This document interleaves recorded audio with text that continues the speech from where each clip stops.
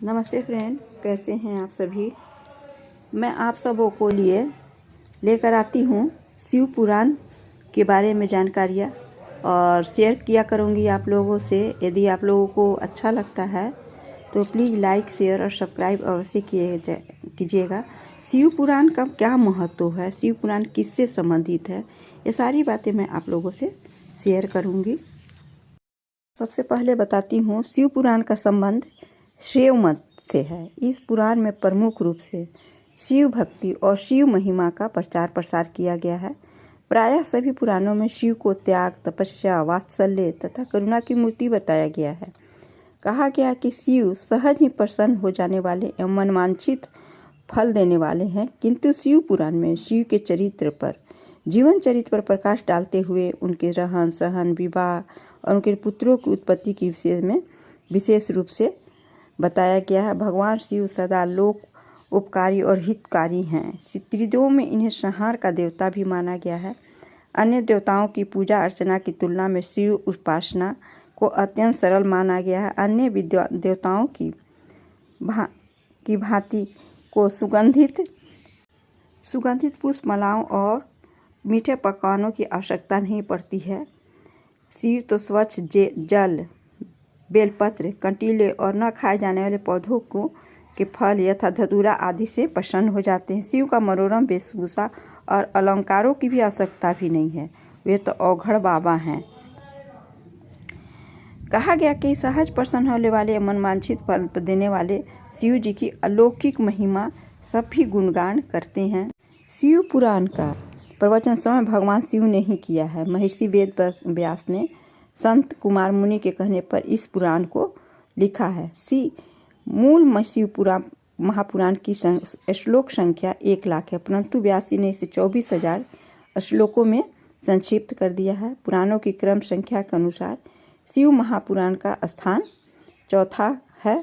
यह पुराण समस्त पुराणों के माथे का तिलक माना गया है। इसमें वेदांत, विज्ञानमय तथा निष्काम धर्म का उल्लेख है।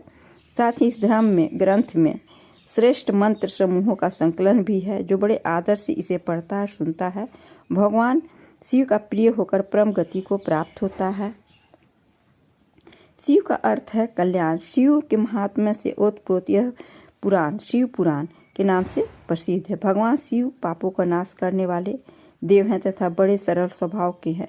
इनका एक नाम भोला भी है। अपने नाम के अनुसार ही बड़े भोले वाले हैं। शीघ्र ही प्रसन्न होकर भक्तों को मनवांछित फल देने वाले हैं। 18 पुराणों में कहीं शिव पुराण तो कहीं वायु पुराण का वर्णन आता है।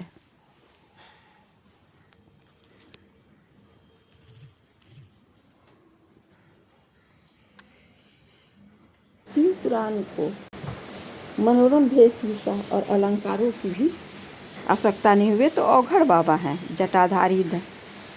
जटाजूटधारी, गले में लिपटे नाक, रुद्राक्ष की मालाएं, शरीर पर बागंबर, चिता की भस्म लगाए, हाथ में त्रिशूल पकड़े हुए सारे विश्व को अपनी पदचाप तथा डमरू की कर्णभेदी ध्वनि से नचाते रहते हैं। इसलिए नटराज की संज्ञा भी उन्हें दी गई है। उनकी वेशभूषा से जीवन और मृत्यु का बोध होता है। शरीर पर गंगा और चंद्र, जीवन एक कला का उद्घोष है। शरीर पर चिता की भस्म मृत्यु की प्रतीक है। यह जीवन गंगा की धारा की भांति चलते हुए अंत में मृत्यु सागर में लीन हो जाता है।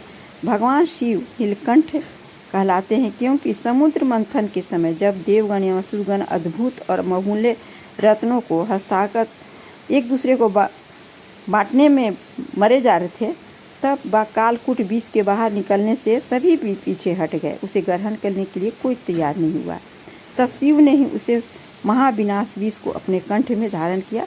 तभी से शिव नीलकंठ कहलाए, क्योंकि विष के प्रभाव से उनका कंठ नीला पड़ गया था।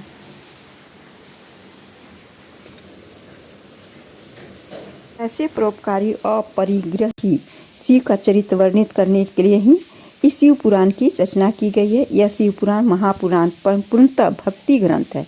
इस पुराण में कलयुग के पापक्रम से ग्रसित व्यक्ति को मुक्ति के लिए शिव भक्ति का मार्ग सुझाया गया है। फ्रेंड्स, यदि आप लोगों को मेरा ब्लॉग अच्छा लग रहा है, शिव पुराण के बारे में जानकारियाँ अच्छी लग रही हैं, तो मैं इसका एक पाठ आप लोगों के लिए लाया करूँगी। और लास्ट में आप लोगों से बहुत निवेदन है कि इसे आप लोग अपने दोस्तों में, रिश्तेदारों में सभी को शेयर कीजिए, क्योंकि ये हमारी धार्मिक ग्रंथ है जिसका ज़्यादा से ज़्यादा प्रचार प्रसार हो और सभी इसकी जानकारियाँ प्राप्त कर सकें। तब तक के लिए आप लोग से विदा लेती हूँ। फिर मिलती हूँ एक नई धार्मिक शिव पुराण के बारे में कुछ नई जानकारियाँ लेकर।